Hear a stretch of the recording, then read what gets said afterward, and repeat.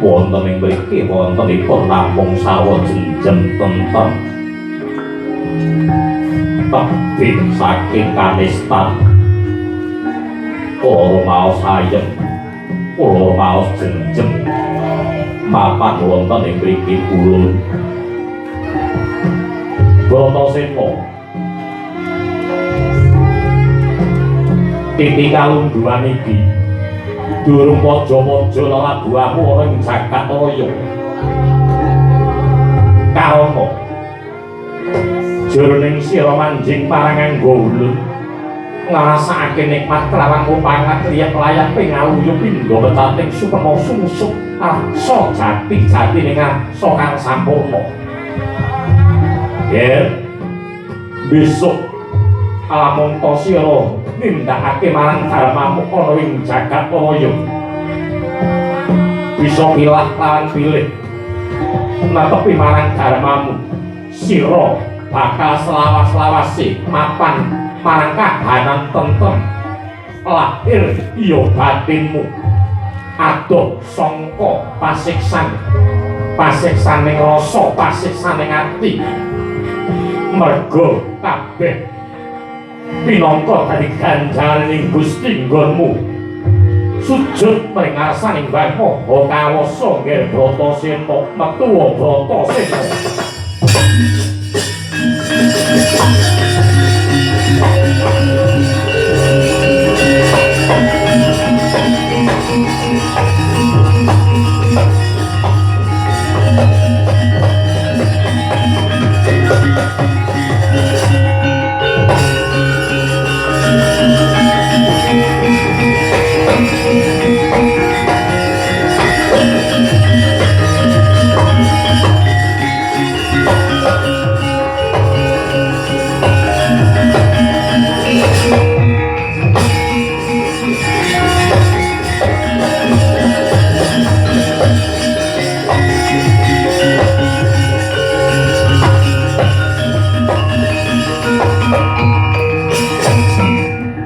Bratasena titi kalungguhan iki sira wis bisa sejagongan kelawan ulun mula tinengaran gelung minangka ndek ngarep dhuwur-dhuwuri ingkang ngemudi dampan kewan papan dununging kawula kelawan Gusti kelawan kawula Bratasena tindak nata ngrame Megarna ilmu sangkan paraning dumadi kinarya amayu mring rahayuning jagat maragi madheka dadi Brahmana ana tenging sumur jala tundha peparak begawan Bima Suci karana pinangka dadi tengah lamun ta Bratasena wis ngambah marang alam suci ingkang kaiden pring korbaning Mbah Maha Kawasa tindak Bratasena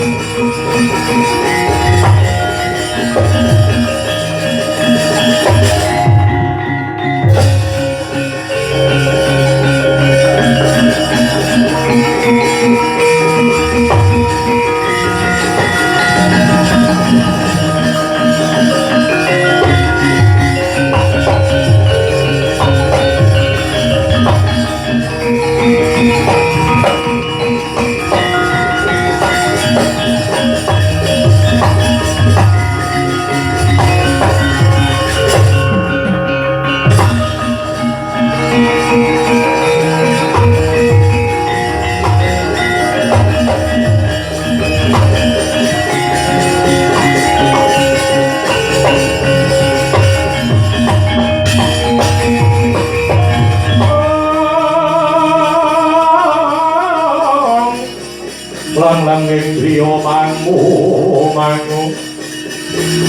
mangung kong kanduan riman Pamat hari wonten ing imbahan dawu sinun aku bisa katatur ibu pakul sinandi waro kang lamat binandung ing karmo alamun to broto sinonggone nyemplung marang segara Minangkabau ora mati marah mukti dina senengku madhep Brahmana dadi begawan Bima Suti piye lawan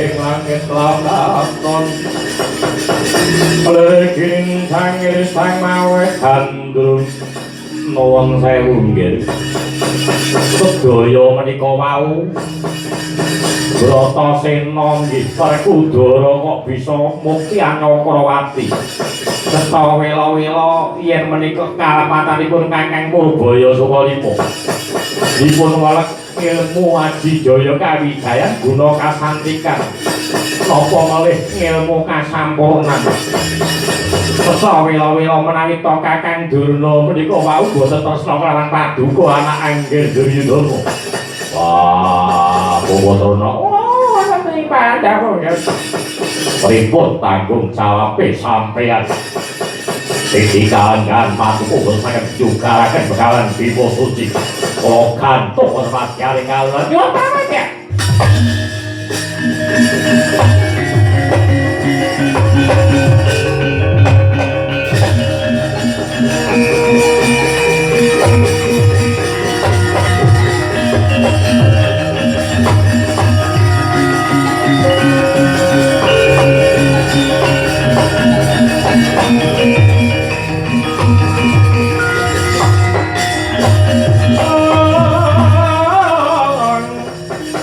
langing griya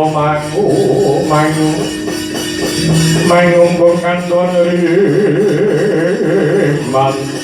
nuwun sewu napa nggih Paduka pitados kelawan Kakang Purbaya Sukalima Dewi nuwun sewu nggih menawi to mangke mbubaraken perguruan wonten ing pondok pesantren inggih menika Sumurjaya Tundha nak boten nak Durna mengke nganti tumut begawan Bima Suci napa kula kalih panjenengan boten kelangan pripun nggih kamangka Sengkuni kok tanpa Durna niki terus kanca kula sinten yen kaya mangkul hayu dimanuki yen nganti bapa Durna belengket kenceng auto itu wae monggo nggih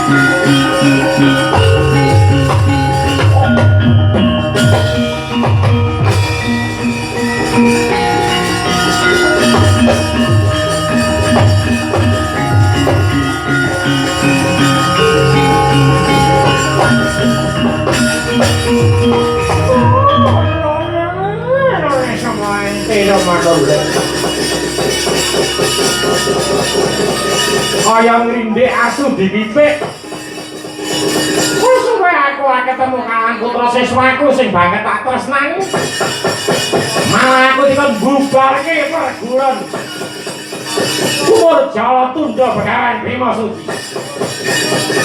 Pratasena Werkudara Bapak kangen karo kowe nang aku ora niatan bubarke aku malah bersatu dengan kamu nggih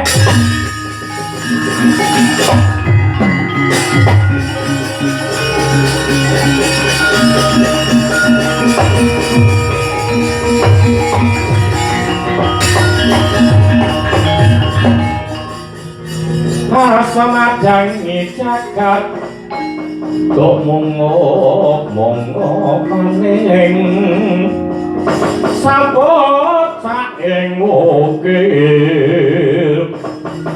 merbababan sumirat rasarating surya mega lan gunung-gunung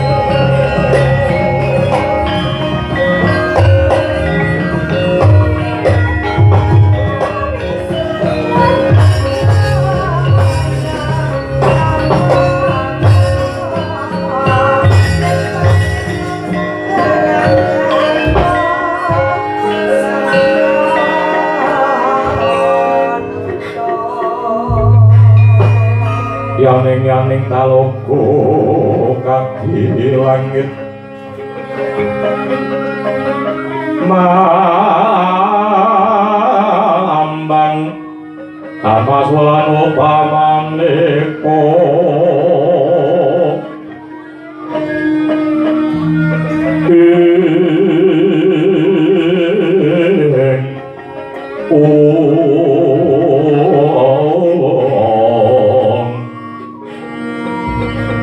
Lintang Daya Kusumaya Sukmawur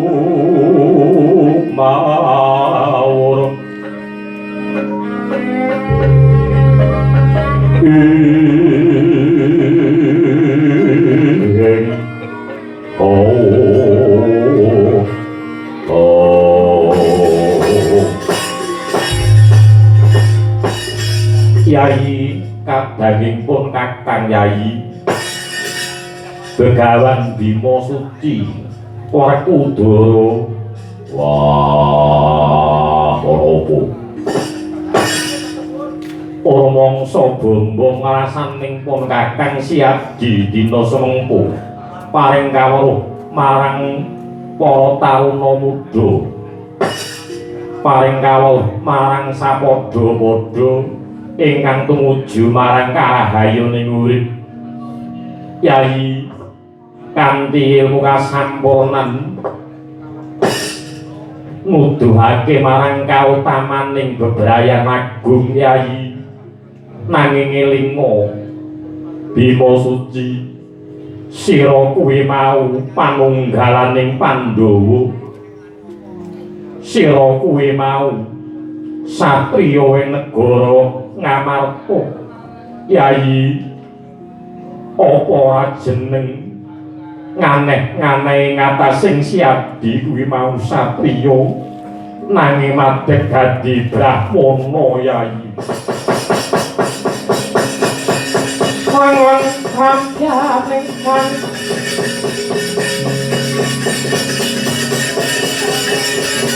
kasi kumaring kang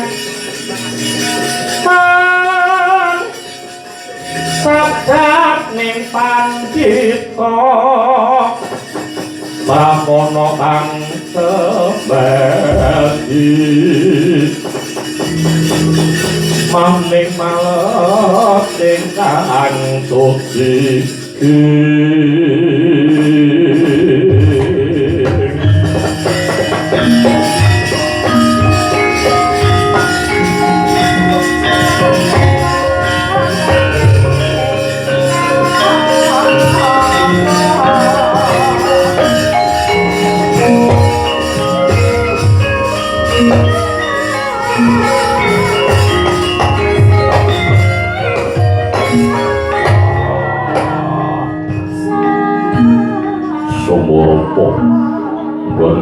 Dharma urip linambaran ati ingkang suci nanging endi ana ing atasing dharmaning satriya ngrangkep dadi pandhita Yayi Sumurapa Begawan Bisma kae wujuding pandhita nanging nindakake marang dharmaning kasatriyan akeh meneh paturadani wujud satriya nindake marang kabrahmanan ya kuwi mau Arsi Subali najan wujud rewondo kae pandhita nanging nindake marang dharmane kasatriyan mula Puntadewa Kresna kawan Janaka ing antaraning satriya kawan pandhita kuwi mau padha sanggemani waton bisa nyangkul lan bisa ngisahake antaraning katresnan kawan kewajiban mbok menawa ora ana marang sing mokaling jagat kaya iki malah yen bisa lumaku bebarengan dunyane kecekel besok akhirate uga bakal kecekel brata sing angger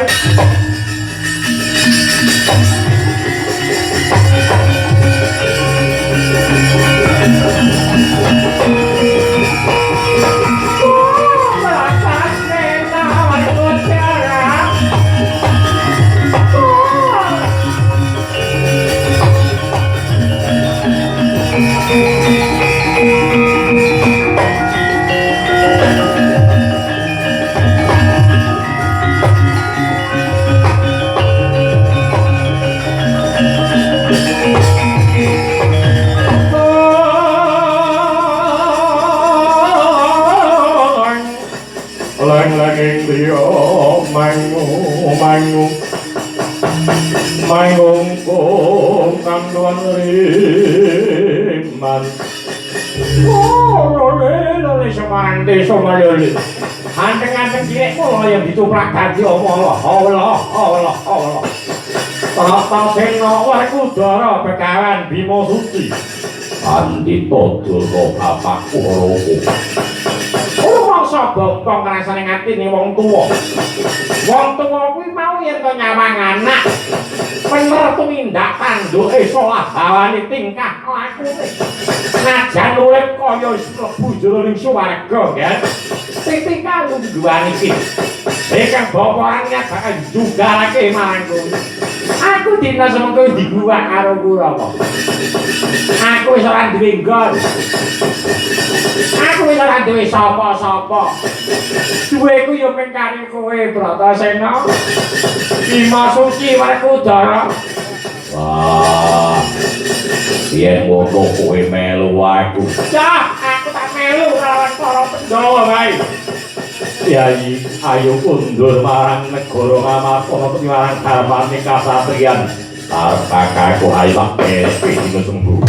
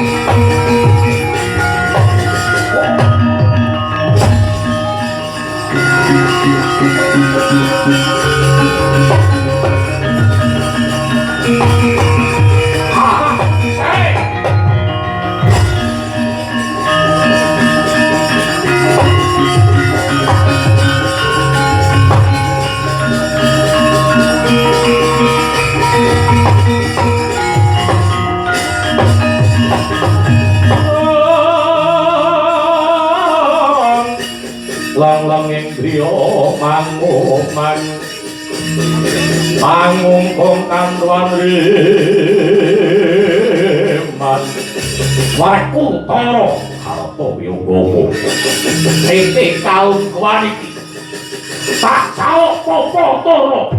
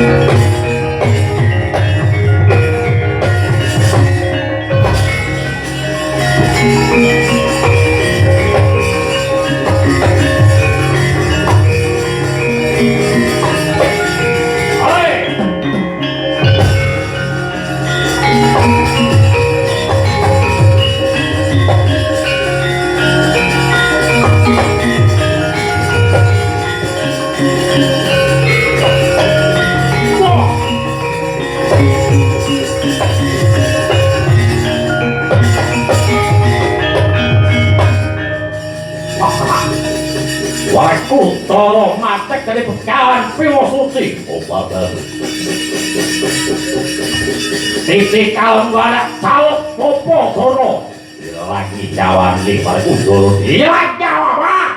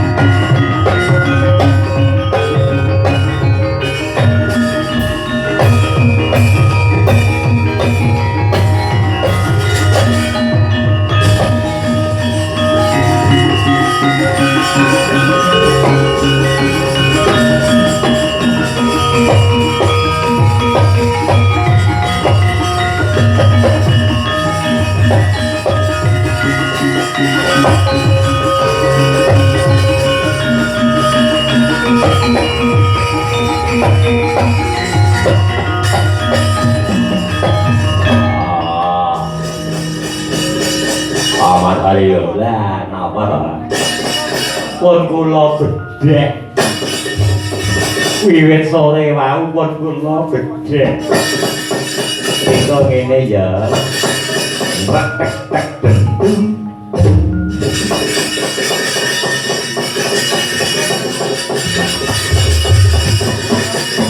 Pun kula bedhek iki kalapa apa dudu.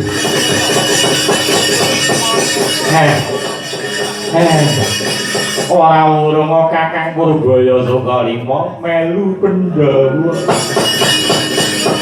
Yen nganti Kakang Purbaya Sukalima melu Pandhawa, tegese kula kalih sampeyan kelangan. Kelangan wong siji ning kok Kakang Purbaya Sukalima sing ajeng dijagake karen karo Kurawa niki sinten? Kurawa sementen kathah niki sing dijagakne sapa? Nang do ngacung dhewe-dhewe. Yen boten jagakne Kakang Purbaya Sukalima, prayogane piye? Dijaluk mawon, utuh pariksa.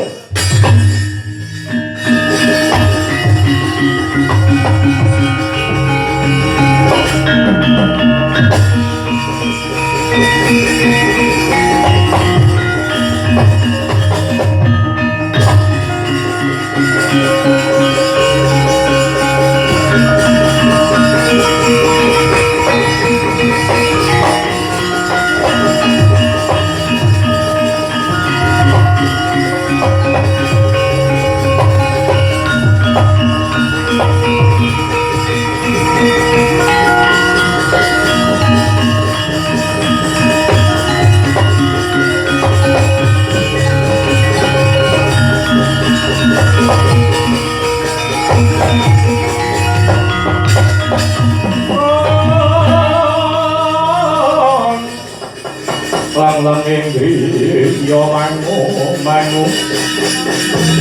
mangungkung kangguan liman wakuto wah tuyuto kakakku titik kalung wariki bobo tolak calut goreng reko tuyo mengarek kawiringke poso toro tak calut bobo toro sing duwe karah dudu Werkudara nanging bapa Durna. Apa sababe minggat saka negara Mesina melu karo aku? Apa ana kono urung kurung? Ayo jawab. Apa lara atine? Nganti melu rombongan kene. Ora pikir aku ora tau ngeloro. Apa-apa butuh elak cukupi. Apa kira-kira sing keri utang kuwi? Wah, pokoke tak jaluk Bapak Dara. Yen ora bisa banjur dikenceng karo Ayuda gandul pecah siang kowe.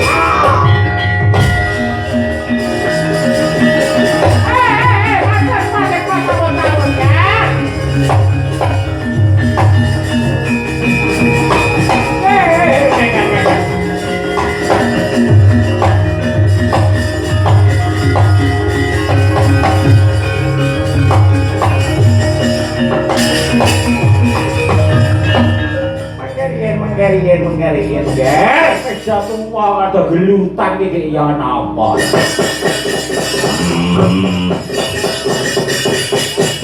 Bawa turno monggo wangsul. Pengundi. Wonten saka limo. Derek kawan rombongan Kurawa. Derek niku nggih derek ning pripun petonge kan. Petonge dadi genah derek nggih derek mboten menapa. Kula tempat rombongan Kurawa nggih mboten menapa nih. Niku kudu genah petonge.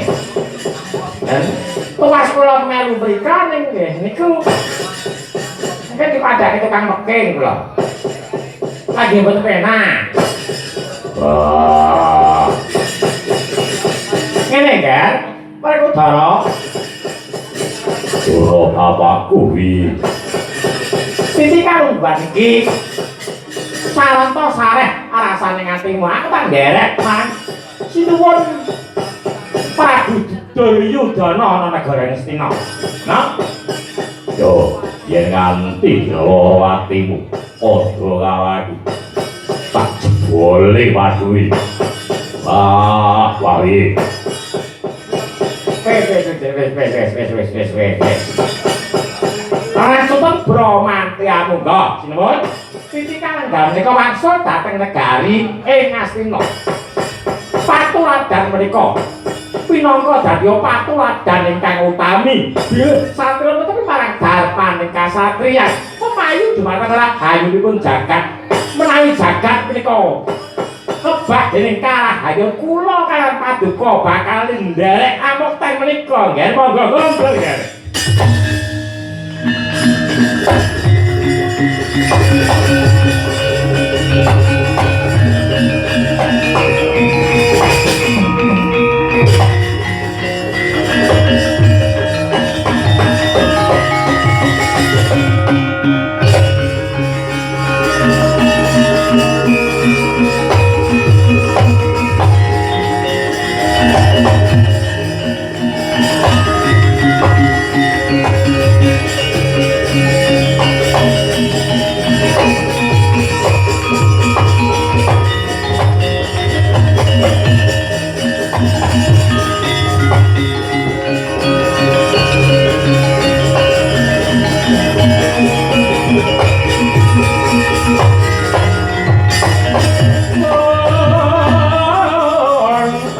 Semareka den prayitna titiyoni gandayani puspa balik den Siti Kalenggan menika anggen Paduka nggayuh dhateng ilmu kasampurnan sampun kasembadan malah Kalenggan menika nggih Paduka ngupadi dhateng Nugroho ning Gusti sampun pinanggih ingkang Paduka upadi prasasat Kalenggan menika Paduka pinanggih lawan ngarsanipun Sang Uci Bathara tembusing ilmu murakapana marang bebrayan agung sasat Kalenggan menika Paduka kawan sedaya para warga sasat antuk Nugroho wahyu inggih menika wau Tirta Purwita Sari den